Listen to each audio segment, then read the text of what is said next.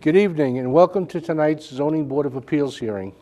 Let me introduce some members of town government that assist this board. To my left is Paul Hennings, attorney to the board. To his left is Elaine Leonard, principal planner in the planning department.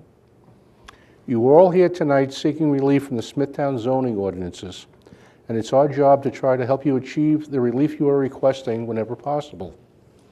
It's up to you to provide us with precise, accurate information so we as a board can make a decision based on the facts that you present to us tonight.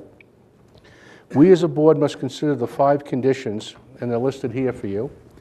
Number 1, whether an undesirable change will be produced in the character of the neighborhood or a detriment to nearby properties will be created by the granting of the variance. 2, whether the benefits sought by the applicant can be achieved by some other means. 3, whether the variance is substantial.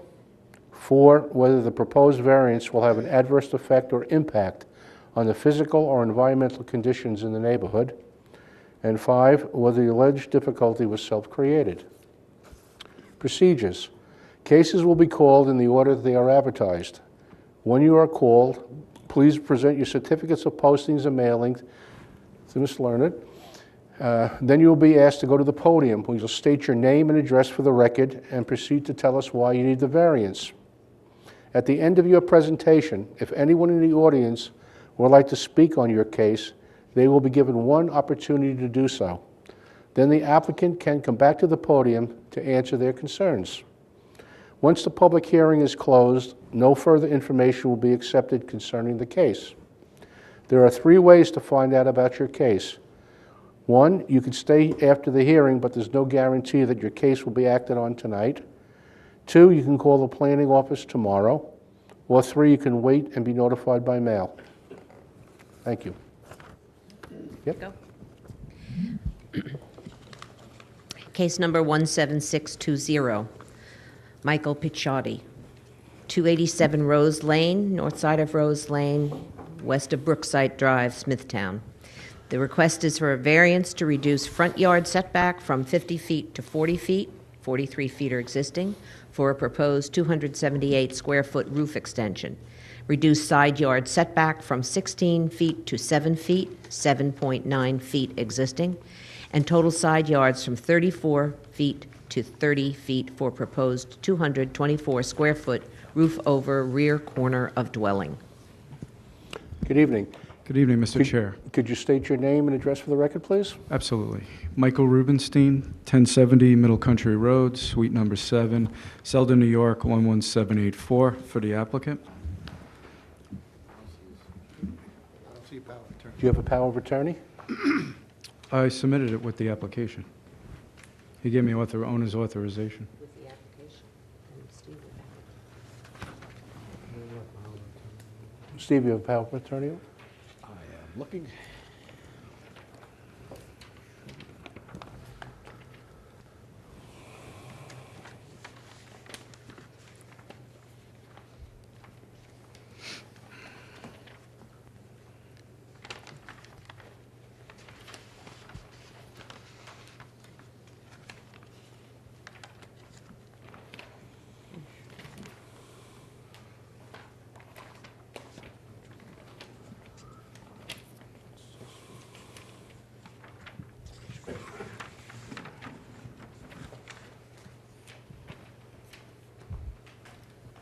I do not see it.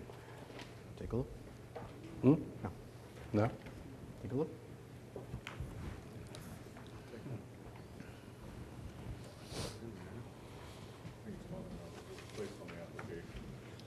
where he says it. It's not the same. Yeah, no, that's not going to cut it.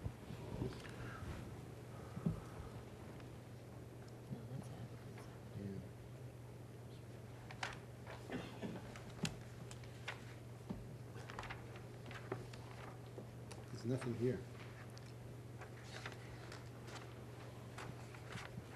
Nope. Can't do it. Are you sure you submitted it to the... Yeah, I submitted to the board. 'Cause Mr. Pisciotti's in Florida. That's a problem. Yeah, if we don't have the power of attorney, we really can't hear the case tonight. unless you can get the applicant to come down. He's in Florida at the moment. Oh, he's in Florida? We'll have to get a short adjournment and see if we can find it. We'll get a second one, get another one. We have to comply with the, No, I understand.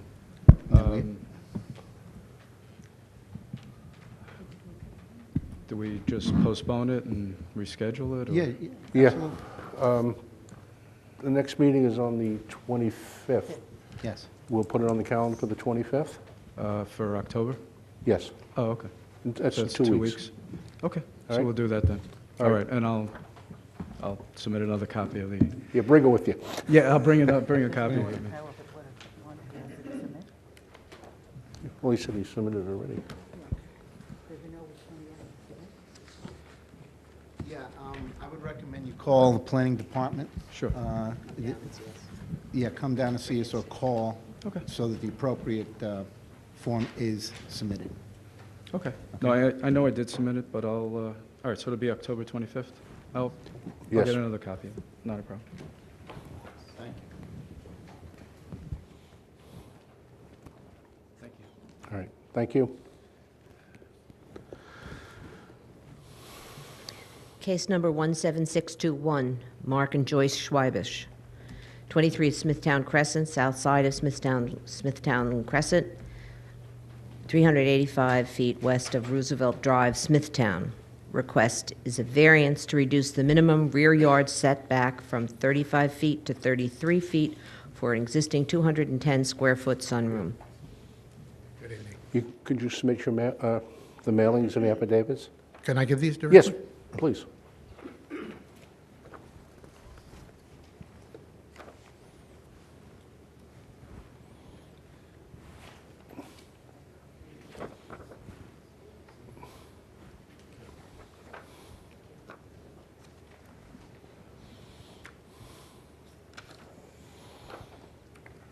All right, could you state your name and address for the record, please? Sure, it's Mark and Joyce here. Schweibisch, we're at 23 Smithtown Crescent in Smithtown, 11787. Thank you. Okay. We're requesting the reduction from the back of an existing sunroom to the back property line. The distance, according to the building department, is supposed to be 35. We have, according to the blueprint, it's 33, so we're requesting the 2-foot variance. The existing structure is really, it's listed as a sunroom, but it's really a patio, a glass-covered patio. It has no water in it, no running water. It has no lights in it. It basically simply has the original contractor's electrical outlet in it, and that's all. We simply use it as a sitting room, and it is not an integral part of the house. There's a door in the back that closes, and it, like I say, is simply a covered patio. And we're just requesting that 2-foot extension so that everything is copacetic. Thank you. Does the board have any questions? No. Planning, any questions? Is there anyone in the audience who has any questions concerning this application? No? Can I have a motion to close this case, please? So moved. Second. All in favor? Aye. Motion carried. Thank you. Thank you.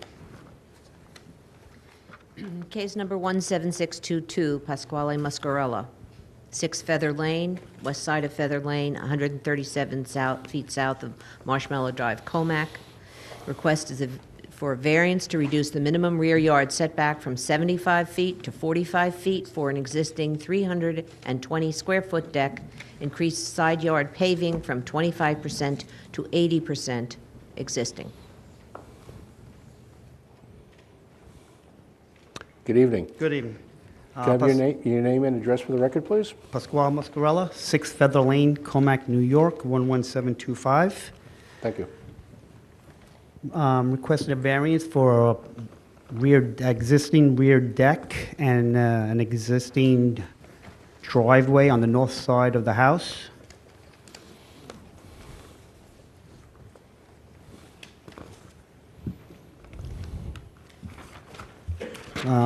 There was an existing deck when I purchased the home. It was 7.5 by 20. It is now 16 by 20 deck. So I'm requesting that variance and just the driveway.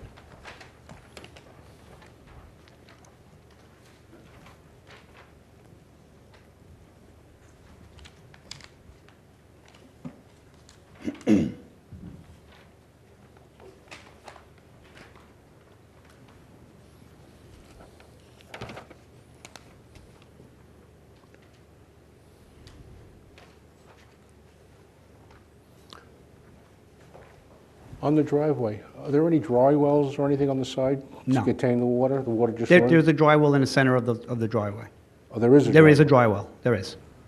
In front, it's about 10 feet in front of the garage door.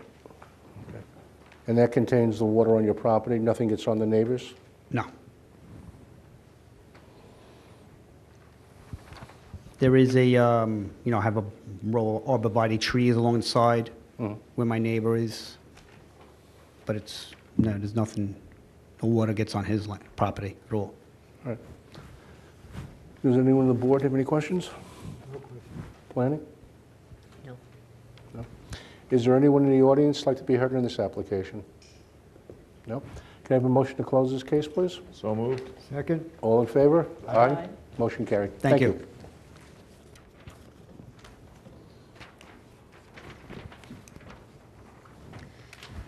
Case number 17623, Peter Sadowski, 5 Evers Court, north side of Evers Court, 198 feet west of Ruth Boulevard, Comac. Variance to reduce the minimum front yard setback from 40 feet to 39 feet for a proposed 36-square-foot portico. Reduce minimum rear yard from 50 feet to 40 feet, and reduce the side yard from 12 feet to 10 feet, and total side yards from 28 feet to 22 feet for a proposed 925-square-foot first-floor addition and 895-square-foot second-floor addition. Good evening. Good evening. Michael Palumba, architect, 80 Elizabeth Drive, Bethpage, New York, 11714. Is the applicant here? Yes. the Can you applicant come is up first, present. please?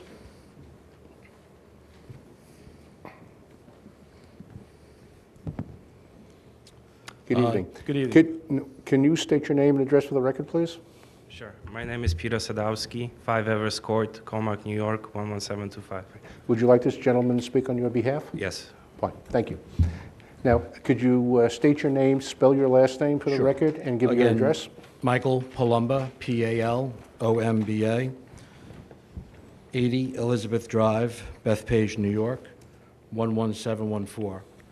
Mr. Chairman, members of the board, I'm appearing on behalf of Peter Sadowski of 5 Evers Court, Comac. We are requesting a variance for a proposed two-story addition, which is located in R110 zone and does not have the minimum required side yard setback of 12 feet or aggregate side yards of 28 feet.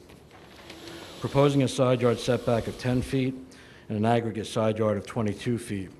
The proposed addition also does not have the minimum required rear yard setback of 50 feet, proposing a rear yard setback of 40 feet. As you can see by the proposed site plan and the survey that were submitted with this application, the property is an irregular shaped property, and the side yard along the east and west side of the dwelling increases in width as you go back deeper into the yards. Only a portion of the proposed addition at the southwest corner does not comply with the side yard and aggregate side yard requirements. Likewise, the rear yard setback also increases as well based on the angle of the existing property line along the rear yard. Mr. Sadowski is seeking to add an attached garage and enlarge the current family room at the first floor and to add a master bedroom suite at the second floor. We are also requesting a variance for a proposed roofed-over entry, which requires a front yard setback of 40 feet, proposing a front yard setback of 39 feet. Prior to this evening's hearing, we discussed the proposed alterations with some of his neighbors, and there were no objections to our application. The property is well-maintained, and the proposed alterations will be consistent with the character of this neighborhood. And that completes our application. All right, thank you. The 10-foot setback is only in the one corner, right? Just the Correct. one corner. It's in the southwest corner of the property, and as you can see, probably about 3 or 4 feet, about 3 or 4 feet, you're going to be close to the 12-foot requirement. Right. So it does increase as you go deeper into the property. Thank you. You're welcome. Any questions from the board? No question. Planning? Is there a permit for the in-ground pool? Yes, I believe there is. I didn't research the property before tonight, Thank you. so. All right. Is there anyone in the audience like to be heard on this application? No? Can I have a motion to close this case, please? So move. Second? All in favor? Aye. Motion carried. Thank you.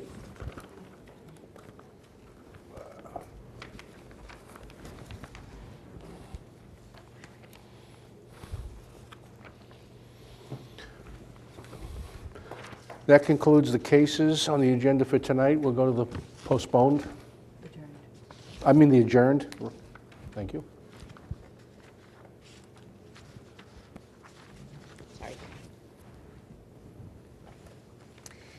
Case number 17567, Elite Towers. Locations one is 515 Old Dock Road, the north side of Old Dock Road, 1,180 feet west of St. John Lynn Road, Kings Park.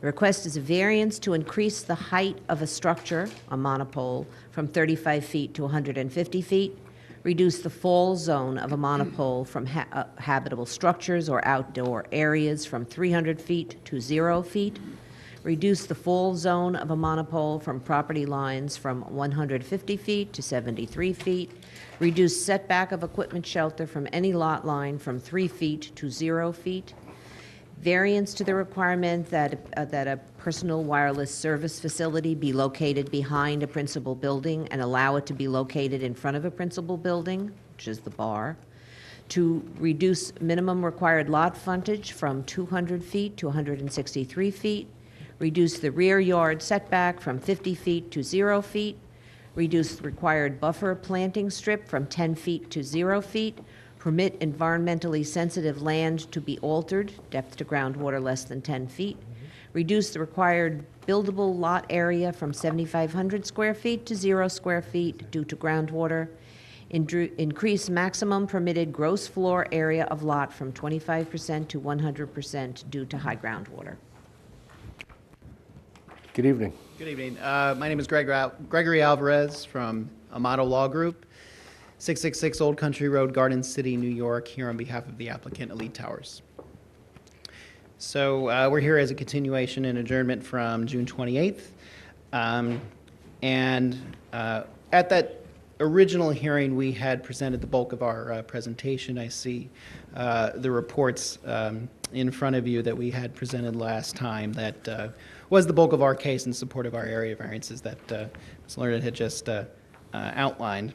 Now, the only issue that remained from that hearing was to address the comments that were part of a letter that came from the Office of Parks, Recreation, and Historic Preservation from the state. That letter was dated June 27th, and therein there were three comments that they had noted that they wanted to further look into before this board would act. So just to recap those three real quick. Number one had to do with any concerns regarding migratory birds within the vicinity and across the street in the state park.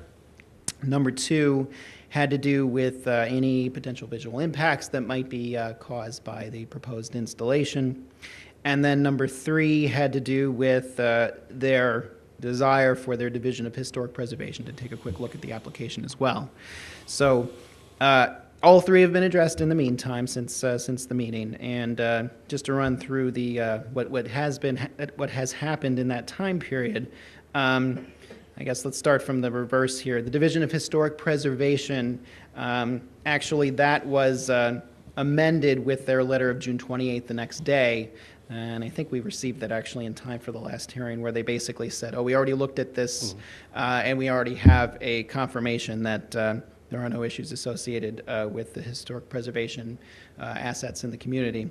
As for visual impact, in that regard, they did issue, in fact, a letter, and I believe that was submitted to the planning department. I have extra copies if we want to put that into the record and for everyone to have a copy this evening. I want to just hand these out, if that's all right. Thank you. So this letter was dated September 8th, and as to visual impact, the response, the only comment that was therein had to do with the color of the proposed pole.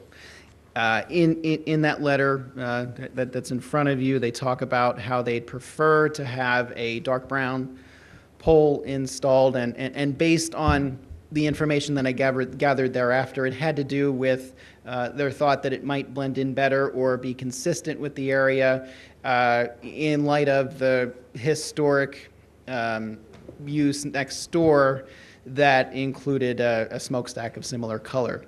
However, in the intervening time since the September 8th letter, we have been in discussions with the Office of Parks, suggesting that perhaps the design that we put forth in this report that was prepared by VHB that shows photo simulations of a lighter colored pole that we believe would be more appropriate and blend in with the area more efficiently. And so we explained that to the Office of Parks, and I believe the Planning Department was also in agreement with that assessment as well, that the lighter color would probably be more appropriate. And actually, the conversation continued to today, where I had spoken with the representative of the local office of the Office of Parks, and essentially they agreed at this point that the lighter color would probably be more appropriate, and I believe an email was sent to Ms. Learned to memorialize that. So in connection with that issue, we believe that it has also been addressed, and so that the color that's been presented to you would be the one that the Parks Department would also agree with us at this point as well. I think they're going to forward a letter to that effect as well. And then finally, the third point, which was the first point I mentioned, had to do with the migratory birds in the area. And with that, we, VHB again, had sent a letter dated July 13th to the Office of Parks, and I'll present this as well, actually, copies.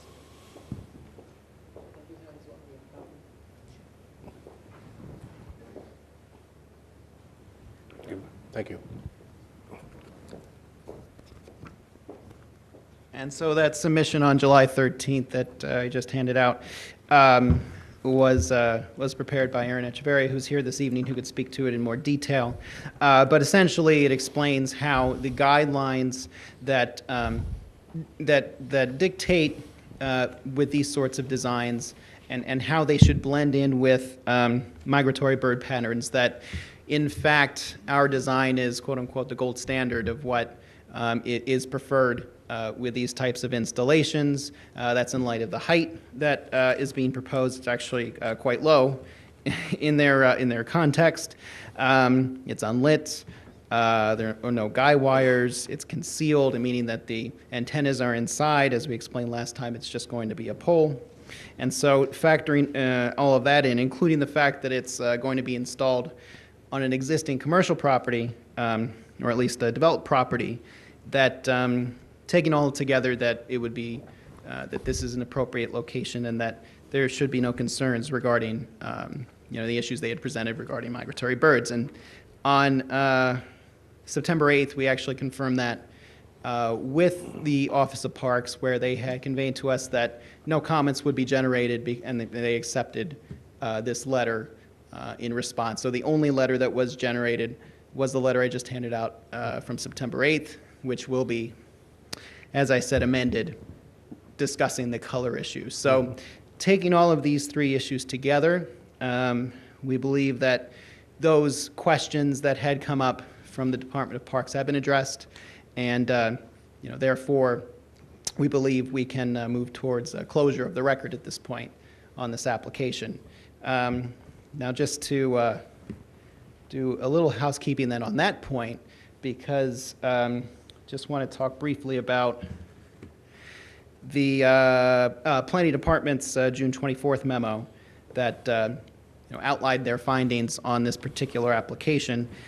Just as a quick recap, they did essentially recommend approving the variances that were elucidated, except for one, which was the variance for the equipment portion of the application being set back from the rear property line.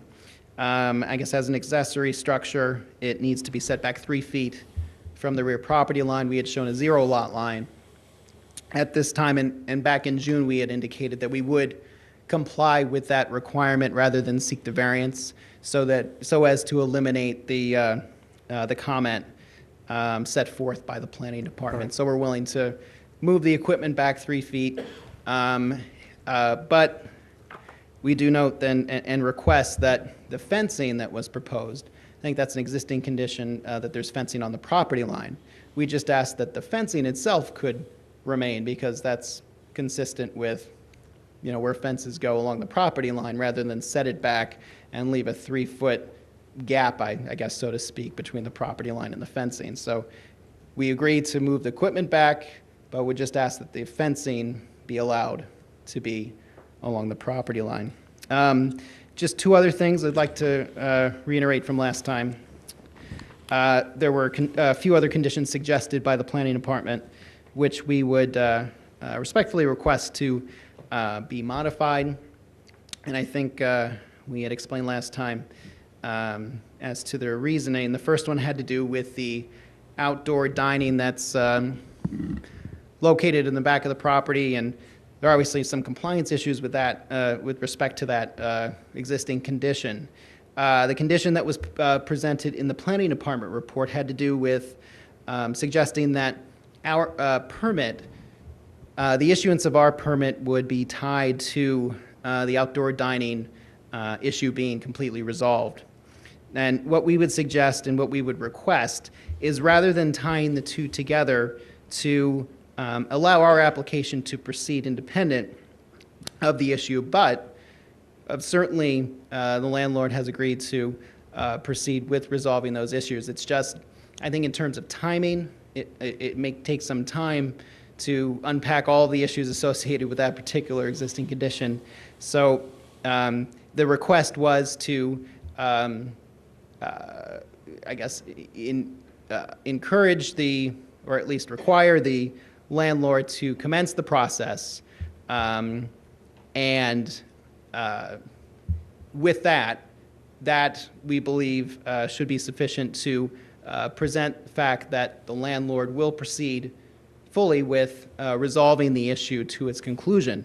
But independent of the issuance of the permit for this particular application, just like I said, because the timing may not match up quite right, and to proceed with this application to allow for the providing of wireless services to the area that's obviously been underserved for a long time, we would respectfully request that instead of tying the two directly together, that there would certainly be an act of good faith on the landlord to proceed with beginning that process, but perhaps not having to wait until that process is entirely completed. How long do you think the process will take? Well, I mean, I guess it could go a couple of different ways, because I think there's some interest in exploring the possibility of seeking the relief that might be required to do that. And because of that, that could be a rezoning, that could be further approvals from this board, and that might take some time, as we all know. But I think, obviously he's willing to commence the process to either file an application to start things, to I guess determine the strategy that will be pursued to resolve all the issues in connection with that dining area. But because of the nature of it, that it's not entirely sure what the process will entail as well, I think that's also another reason where, certainly he wants to resolve it. It's obviously an issue that's been hanging out there for quite a few years, and but it's just a matter of exactly which type of scenario will result.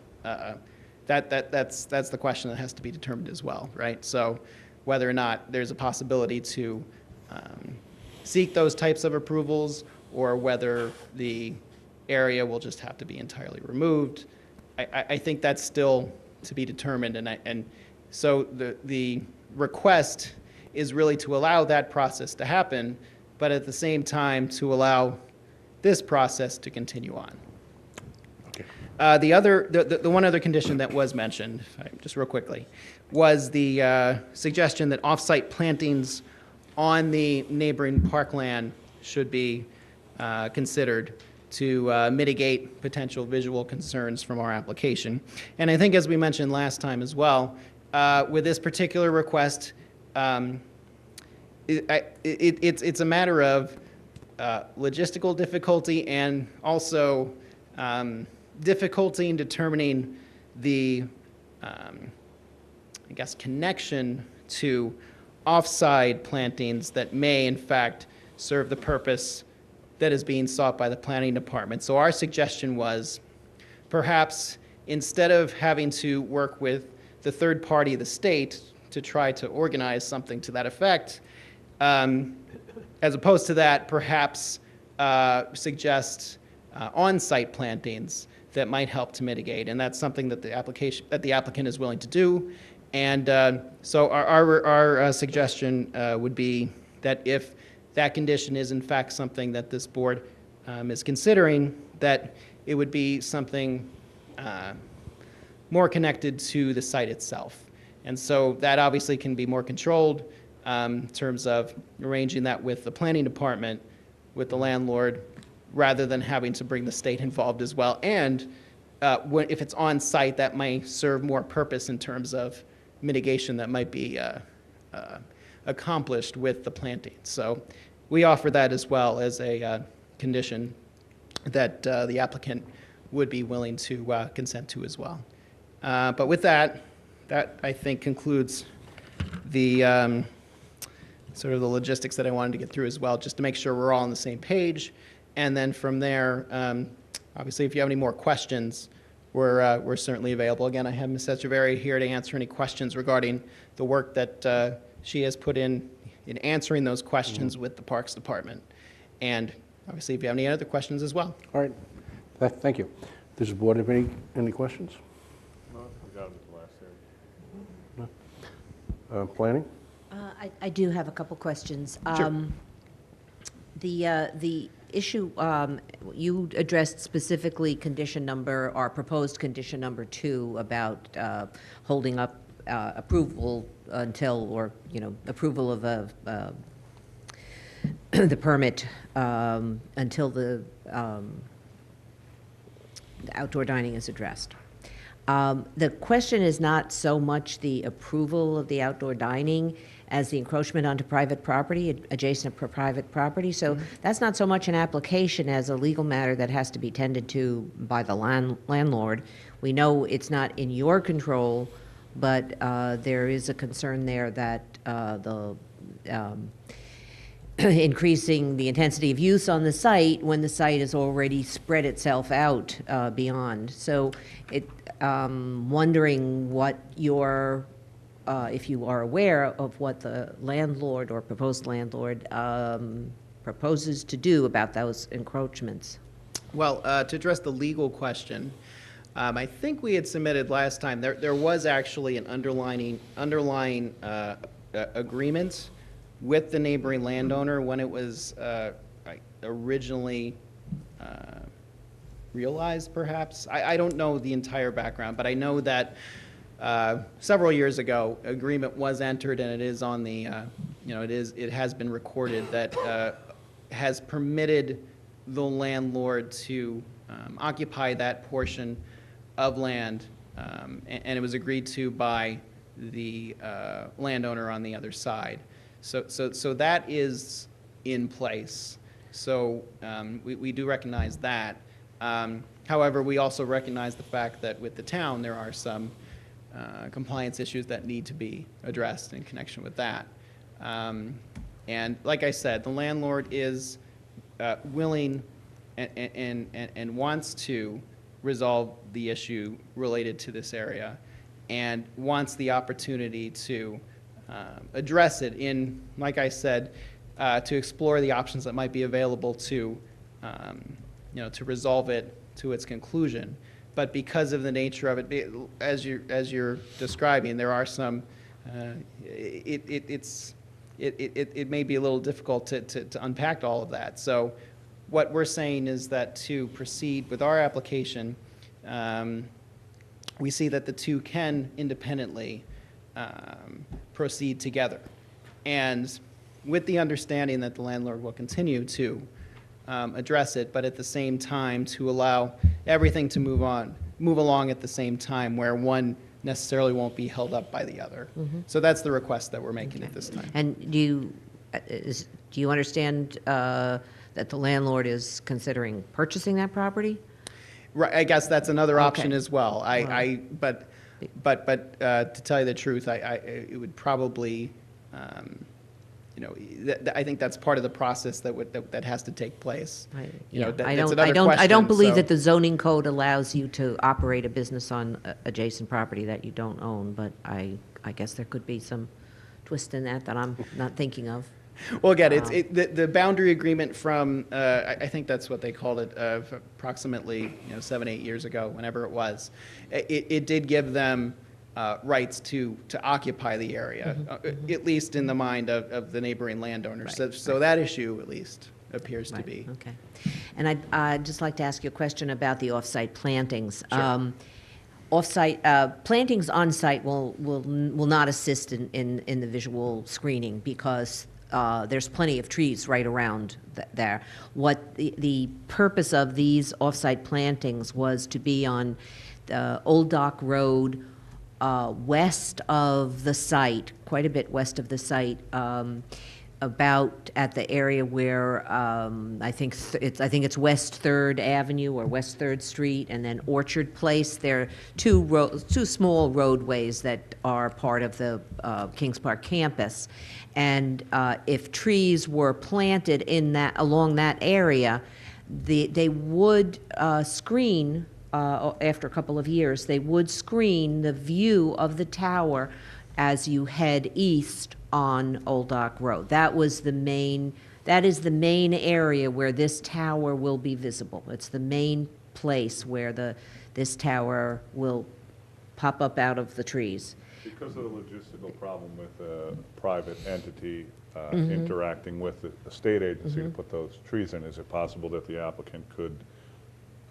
either put money into a fund or pay the town to interact with the state to have those trees planted? Something like that would be fine, and certainly the planning department would be interested in working with the state to make sure that things worked out. We wouldn't leave it all to the. So my question was whether you would be willing to enter into something that would permit the off-site plantings to happen. I think, yes, I think the applicant would be willing to do that in that context where, any issues that might result in terms of just, like I said, the logistics of it, working with the state. Generally, the applicant is for plantings and, would certainly assist with that. So, Okay. so we can, I could say that we would be amenable to that. Okay. Thank you.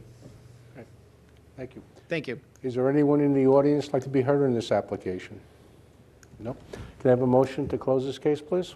So moved. Okay. All in favor? Aye. Motion carried. Thank you. Thank you very much. And just to ask the logistics of this board, I did speak with Ms. Learned earlier about the secret determination, which I understand has not been rendered yet. Correct. They're waiting for It went in the today? minutes of the hearing. Oh, DEW was waiting for the minutes of the hearing before they. right. Okay. So So in We terms of, should, hopefully we'll have it at the next meeting. Hopefully. in light of the pretty limited scope of tonight, I hope that we can do that. So that would be through the planning department then to be able to schedule the secret determination at that point? That's the environmental. Yeah, we don't schedule the secrets. They Okay, come- so it would just be Yeah. issued. Yeah, they wait for the minutes of the meeting, they read the minutes of the meeting, and then they act on it. Okay. And then this board will have another hearing to act on the application, or are we concluded at this point? You're done. Okay. All right, very good. Thank you very much. All right. Good night now.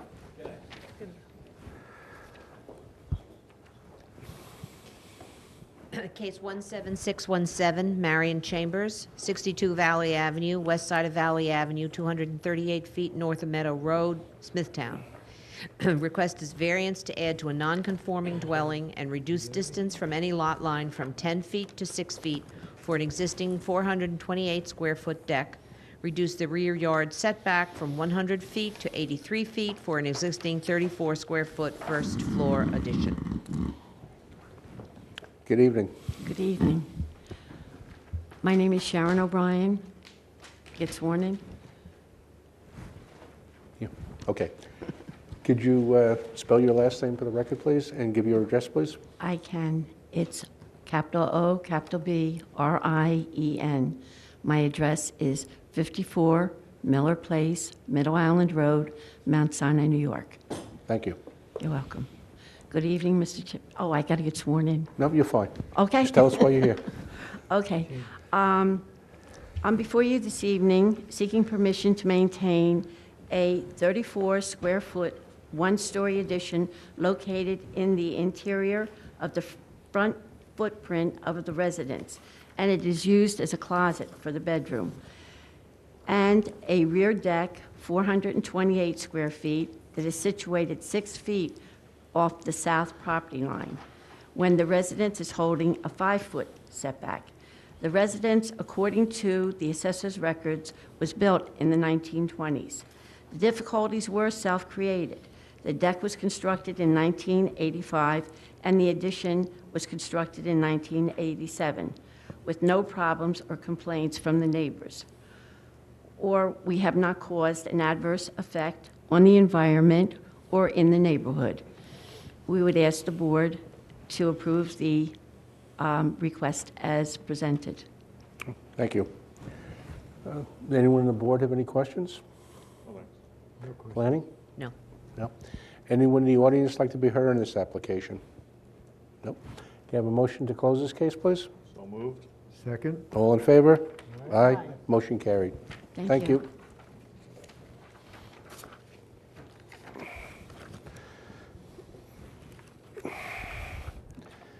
And that concludes the hearing for tonight. Thank you.